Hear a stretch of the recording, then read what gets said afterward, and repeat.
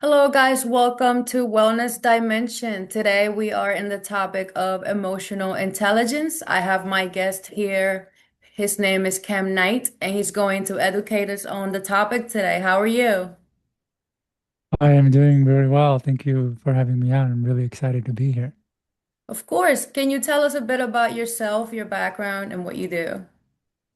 Sure. So, my name is Kam Knight. I'm a coach, international speaker, and author of a dozen books, many of which you see behind me, in the area of mental, physical, and emotional performance.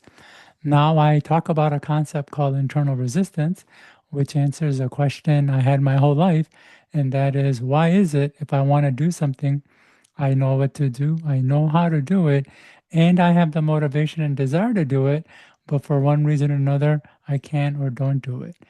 And since getting into the topic of internal resistance, I've also moved on to doing emotional work where I help people release their deepest emotional wounds to live an even better life.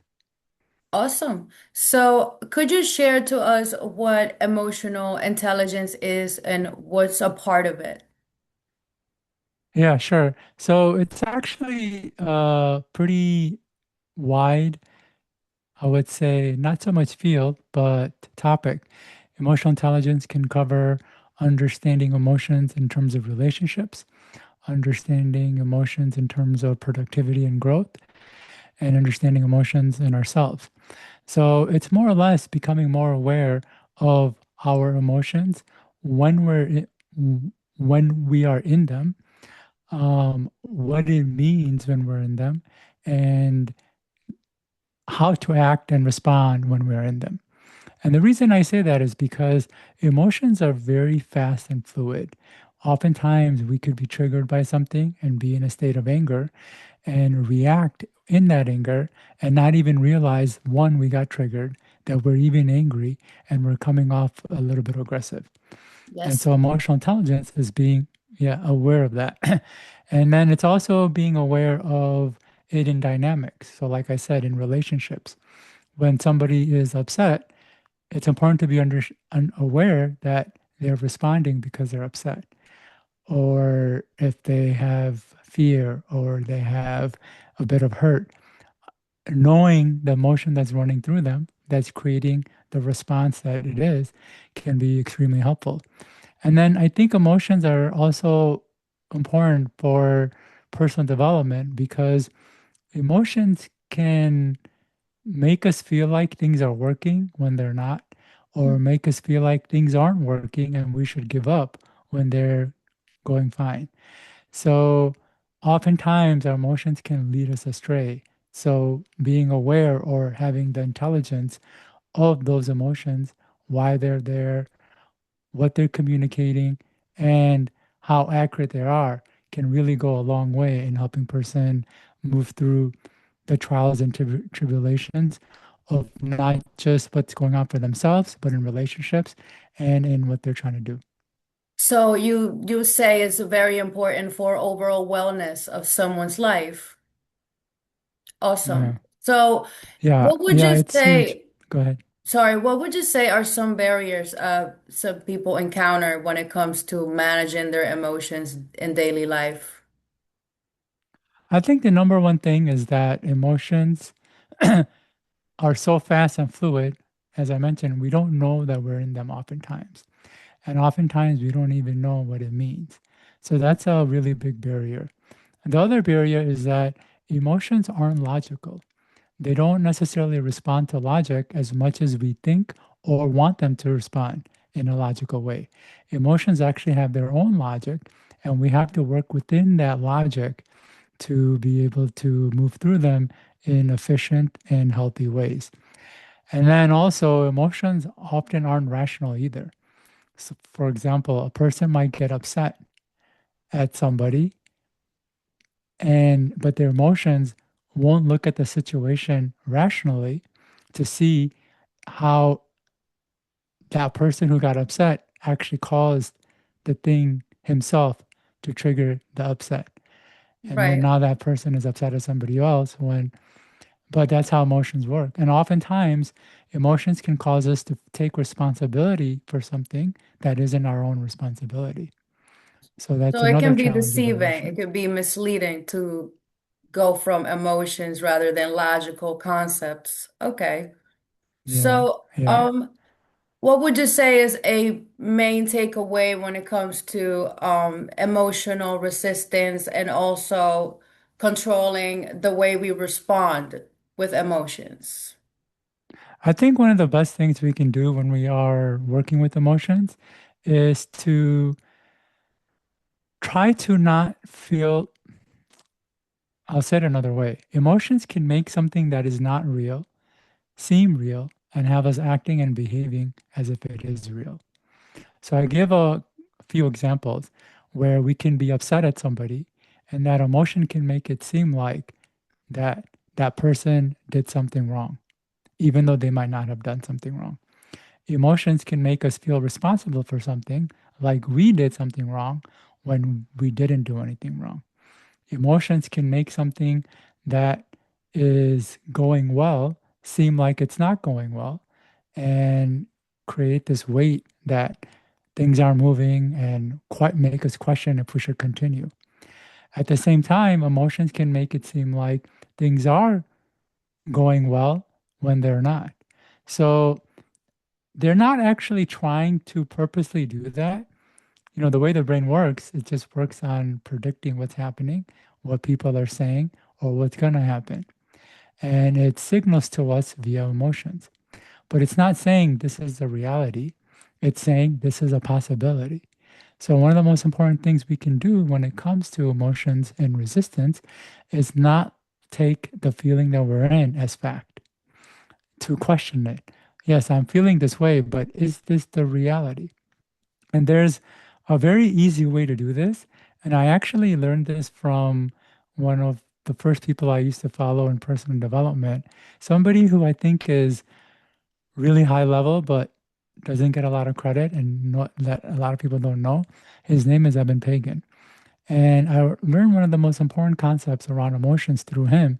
And he talked about the concepts of the three convincers, meaning there's three ways we can be convinced of something. The first is logically, second is physically, and the third is emotionally. And I'll give an example. So if I was holding a toy boat and I was trying to convince you that it could float, how could I do that? Well, I could logically say, well, this boat, the material it's made of is less dense than water, and objects that are less dense float to the top of more dense.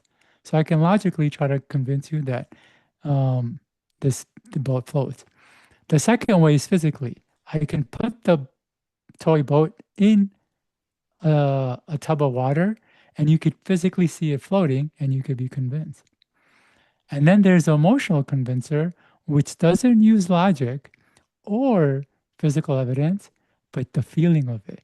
I could say things like, you know, this boat, it's so amazing. It does all these things like float in water. And just through the way I'm talking and the emotions I'm giving, you could be convinced of it without logical or physical evidence. So the point that I'm trying to make is when we're in emotion that is making it seem like something is a certain way or a person is acting a certain way, we can use logical and physical evidence to determine if that emotion is valid. Logically, like, did this person really cause me to be upset? Was it really this person's fault? Logically, like, am I truly responsible for this thing? Or are things really going bad? Looking at the logical physical evidence to reinforce emotion can be one of the best ways a person can learn to handle and manage emotions. Well, I think that's an awesome analogy and three great factors through carry emotions. We can definitely always make comparisons to what's being presented, how we feel about it, and whether that's actually reality or not. And I never heard that Yeah, concept. I'm very interested in the way that you presented that today to my audience and yeah. me also. And I think you have a lot of knowledge that is very helpful.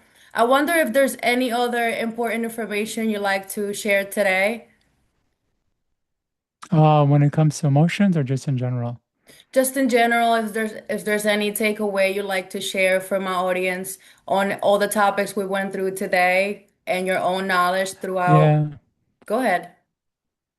yeah. So this concept of the three convincers, the analogy that I gave is something I developed, but the concept actually I learned from Eben Pagan. And like I said, or as you said, you never heard it before, and no one's talking about it. And I think it's a very important concept.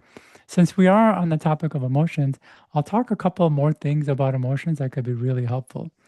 And this is really important for people who have been doing the same things over and over and not getting the results that they're seeking, or they are working themselves into burnout, trying to find a solution or get to a certain level. And that is, emotions can create a certain pain and tell us what we need to do to remove it. And when we do, the pain goes away. For example, hunger tells us to eat. And when we eat, the hunger goes away. Loneliness says to connect with someone. And when we do, that too goes away. But sometimes, for some people, doing what the emotion is telling us doesn't make the feelings or pain go away. For example, for some people, eating doesn't make their hunger go away, which is why they fall into a pattern of overeating. For other people, connecting with someone doesn't make their loneliness go away. And like a carrot on a stick, that feeling can make us tell us to do all sorts of things to the point of exhaustion without ever making the feeling go away. And so I know there are people listening here. I suspect you may have experiences at some time. I know I definitely did. We could have like an insecurity and our emotions saying, oh, we need to do this. And we do it, and then insecurity doesn't go away. Then it says we got to do that. And then insecurity doesn't go away.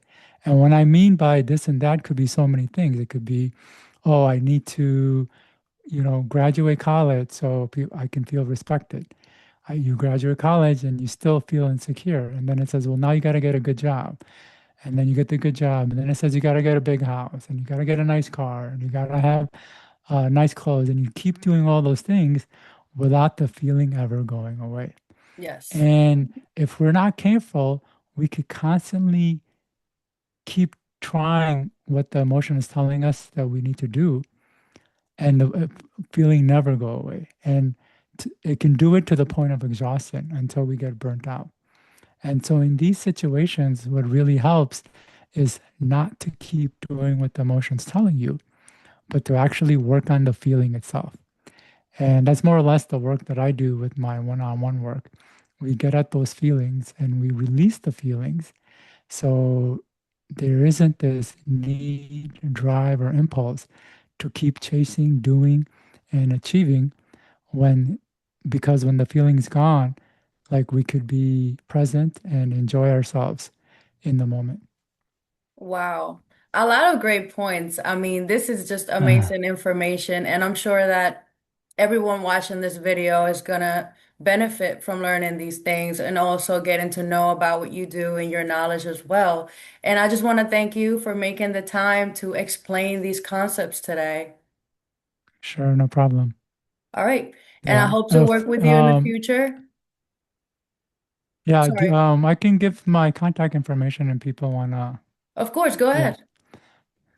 So I've got three free guides for people who are listening to this podcast. The first one is called Instant Focus and Success. It'll help people understand why concentration is so difficult, and it gives them a very simple exercise to become more present and focus on the things that they want to do. The second guide is on internal resistance. It's called End Procrastination and Sabotage.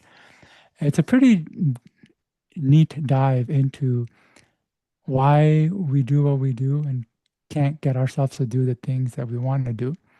And then the last guide is actually on emotional intelligence. It's called Emotional Intelligence for Success. And they can get all three on my website at kamknight.com. I have an amazing course called Conquer Internal Resistance, which they can find more about at kamknight.com as well.